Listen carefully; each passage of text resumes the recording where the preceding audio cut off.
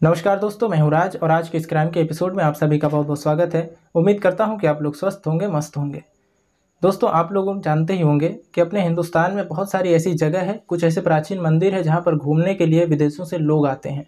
दरअसल आपने देखा होगा कि नोटबंदी के बाद जो नया वाला 50 का नोट आया है, उसके एक साइड गांधी जी की फ़ोटो है और दूसरी साइड एक मंदिर की फ़ोटो है जो कि हम्पी नाम की एक जगह पर स्थित है, जो कि पत्थरों से तराशा गया है। दरअसल इस मंदिर की खास बात यह है कि पूरे विश्व में इसकी पहचान है और यहाँ पर पूरी दुनिया से पर्यटक घूमने के लिए आते हैं। ऐसा ही पर्यटक घूमने के लिए आए थे और घूमने के बाद उन्होंने इस लगभग 20 अलग-अलग जगहों पर मंदिर है और महल है, साथ ही जल खंडहर है। उन्हें देखने के बाद जब वो अपने होम स्टे में पहुँचते हैं जहाँ पर रुके हुए थे, तो उन्होंने कहा कि हम पूरे दिन के थके हुए हैं, कहीं ऐसी जगह जाना चाहते हैं जहाँ सिर्फ आराम ही आराम हो और वहाँ हम बात करेंगे और साथ ही कुछ गाने भी गाएँगे और एन्जॉय करेंगे। कुछ इस तरह की प्लानिंग थी और इस तरह की प्लानिंग करने के बाद वो उस जगह पर पहुंच जाते हैं जहां पर बिल्कुल शांति ही शांति थी। एक तरफ नदी थी, दूसरी तरफ नहर है और वहां लेटने के बाद आराम से जब आसमान की तरफ देख रहे थे तो तारे ही तारे दिखाई दे रहे थे। वो खूबसूरत मंजर के बीच में एक जब भयानक वारदात होती है, ऐसी भयानक वारदात कि न केवल इंडिया में बल्कि ये और दो देशों को भी कनेक्ट कर देती है, अमेरिका और इजराइल। आज अंग्रेजी अखबार इसी घटना में पूरी तरह से भरे पड़े हैं। जो होता है वो बहुत ही भयानक होता है और जैसा होता है ये सोचकर भी बड़ी हैरानी होती है कि आखिरकार कोई इतना क्रूर कैसे हो सकता है। तो आइए जानते हैं इस कहानी के माध्यम से कि आखिरकार ये सच्ची घटना कहाँ की है।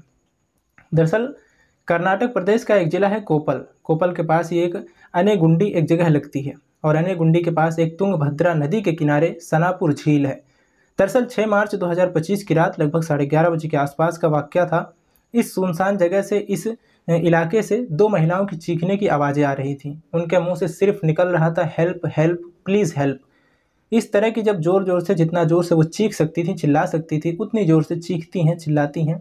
लगभग 1 किलोमीटर या 2 किलोमीटर दूर तक उनकी आवाज़ पहुंच रही थी।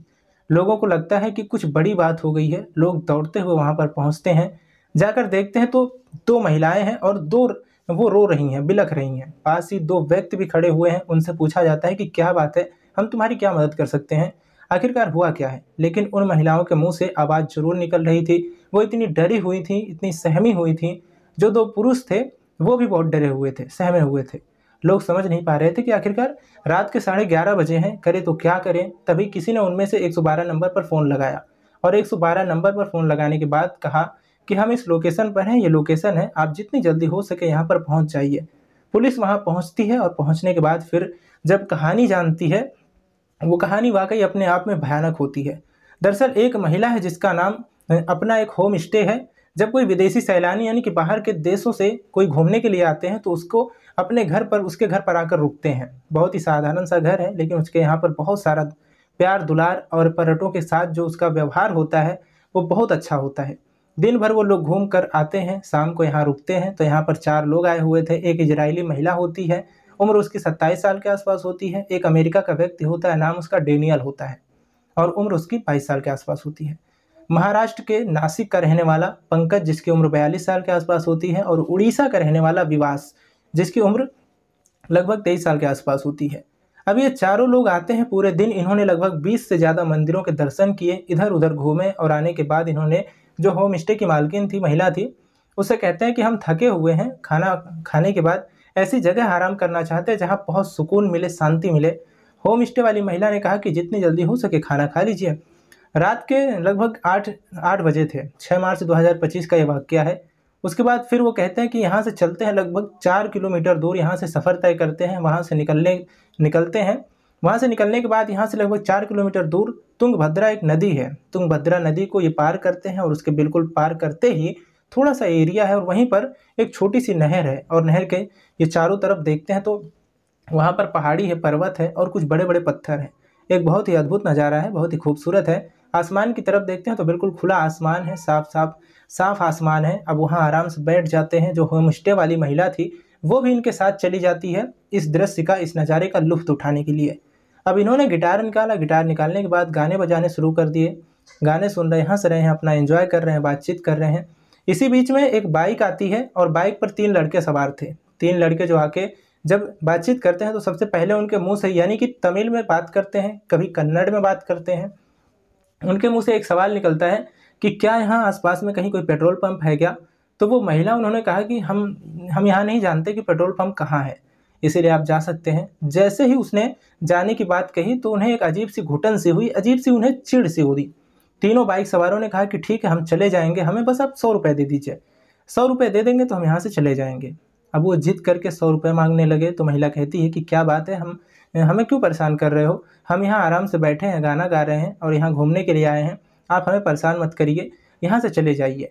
लेकिन तीनों बाइक सवार लड़कों के अंदर एक अजीब सी सनक सी पैदा हुई। इसी बीच में एक व्यक्ति जो होता है, जो उड़ीसा का था, उसने 20 रुपये निकाले और 20 रुपये निकालने के बाद उनसे कहा कि भाई तुम यहाँ से चले जाओ। जैसे जाने की बात कही जाती है, इन्हें बुरा लगने लगता है। 20 रुपये के नाम से सुनने के बाद उसने कहा कि हमें 100 रुपये चाहिए, 20 रुपये से काम नहीं चलेगा। जब ये बातचीत कर रहे थे तो बातचीत करते करते वो गाली देने लगते हैं, भद्दी भद्दी गालियाँ दे रहे थे। और जब ये महाराष्ट्र के नासिक का रहने वाला पंकज और साथ ही उड़ीसा का रहने वाला विवास, इन्होंने उसका विरोध किया तो उन तीनों ने मिलकर इन दोनों को पीटना शुरू कर दिया। अमेरिका का जो नागरिक होता है डेनियल, उसने भी बीच बचाव की कोशिश की और ये बातचीत करते करते कहा सुनी होते होते ये पहुंच जाते हैं नहर के एकदम किनारे। और मौका देखते ही उन्हें बिल्कुल भी अंदाज़ा नहीं था पर्यटकों को कि हमारे साथ कुछ ऐसा होने वाला है। एक साथ 2 लोगों को वहाँ धक्का दे दिया जाता है, नहर में गिर जाते हैं। इसी बीच में डेनियल होता है, वो बाहर होता है। डेनियल इनमें से बचाने के लिए वो नदी में, नहर में कूद जाता है ताकि ये डूब ना जाए। इधर जो दोनों महिलाएं हैं, एक होम स्टे वाली मालकिन और दूसरी इजराइल की रहने वाली, वो महिला इतनी बुरी तरह से डर जाती हैं, सहम जाती हैं कि अब कुछ कहने की स्थिति में नहीं थी।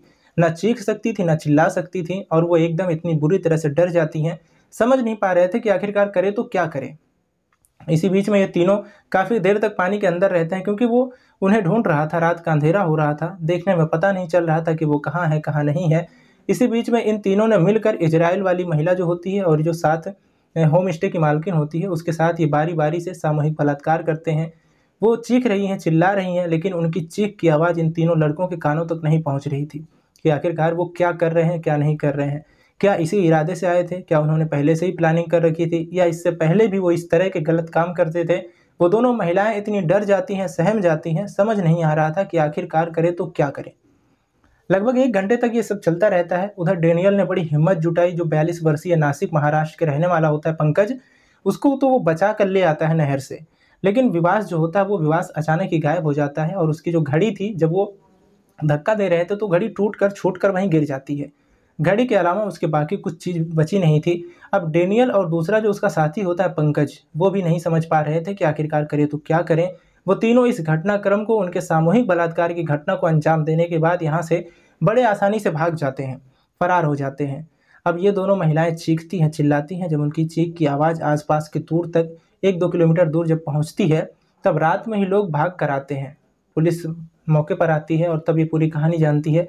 आखिरकार ये मामला रात में ही सोशल मीडिया पर इस कदर वायरल हो जाता है। जब अखबारों में ये खबर पहुंचती है तो फिर लोग सोचकर इस बात को लेकर हैरान हो जाते हैं, क्योंकि इस जगह पर, ये एक ऐसी जगह, हम्पी एक ऐसी जगह है जहां 20 से ज़्यादा मंदिर हैं, जल खंडहर है, खूबसूरत जगह है जो पूरी दुनिया में प्रसिद्ध है। विदेश से लोग यहाँ पर घूमने के लिए आते हैं, सुकून के लिए आते हैं, आराम के लिए आते हैं। और 3 दरिंदों ने इस इजरायली महिला के साथ, और जो ये स्थानीय गाइड थे, होम स्टे की मालकिन, उसके साथ बलात्कार जैसी घटना को अंजाम दे दिया था। लेकिन विवास वो मिल नहीं रहा था। पुलिस ने जब अभियान चलाया, शुरू किया, 6 मार्च पूरी रात जो है उसको ढूंढते रहते हैं, 7 मार्च के दिन भी पूरा दिन उसको ढूंढते रहते हैं। 7 मार्च की रात भी निकल जाती है, 8 मार्च का दिन आता है तो सुबह लगभग 8-9 बजे के आसपास का वाकया है। 2 किलोमीटर दूर उसकी लाश नहर में तैरती हुई दिखाई देती है। इसके बाद ये मामला और भी बढ़ जाता है। हालांकि इनकी पीड़िता की शिकायत पर उनके खिलाफ FIR दर्ज कर ली जाती है, और FIR जो होती है वो धारा 309 भारतीय न्याय संहिता की धारा 309/64 जो कि बलात्कार की धारा होती है, 70/1 जो कि सामूहिक बलात्कार की धारा होती है, 311 ये लूट, डकैती या छीनने जैसी अपराध करना, और साथ ही हत्या का प्रयास करना, और 109 जो कि हत्या का प्रयास करने की तहत धाराओं में जो मुकदमा दर्ज कर लिया जाता है। अब जो कर्नाटक की सरकार होती है, मुख्यमंत्री को सामने आना पड़ता है, मुख्यमंत्री को बयान देना पड़ता है, मीडिया से कहना पड़ता है कि हम इस मामले की जांच पड़ताल कर रहे हैं, जितनी जल्दी हो सकेगा आरोपियों को गिरफ्तार किया जाएगा, गिरफ्तार करने के बाद उनको जेल भेजा जाएगा। जो इस जिले, यानी कि जिला है, उस जिले के जो SP होते हैं कोपल जिले के, उनका नाम होता है डॉक्टर राम अरा सिद्धि। दरअसल वो इस मामले की प्रमुख से जांच कर रहे हैं। 6 टीमें गठित करते हैं और कहते हैं कि जितनी जल्दी हो सके उन आरोपियों को गिरफ्तार कर लिया जाए, और गिरफ्तार करने के बाद उनको कम से कम समय में सजा दी जाए। आखिरकार पुलिस ने कड़ी मशक्कत की और 2 व्यक्तियों को गिरफ्तार किया। दरअसल उनके गांव का नाम साई नारा होता है, जो कि इसी इलाके के तुंगभद्रा के इलाके के वो रहने वाले होते हैं। एक का नाम मल्लेश होता है, दूसरे का नाम साई चेतन होता है। इन दोनों को तो गिरफ्तार कर लिया जाता है। तीसरे की गिरफ्तारी के लिए पुलिस दबिश दे रही थी। इनसे पूछा जाता है कि तुम क्या करते हो, क्या काम करते हो, तो इन्होंने बताया कि वो राजमिस्त्री का काम करते हैं। अब ये झूठ बोल रहे हैं या सच बोल रहे हैं, ये तो खैर जांच के बाद ही स्पष्ट हो सकेगा।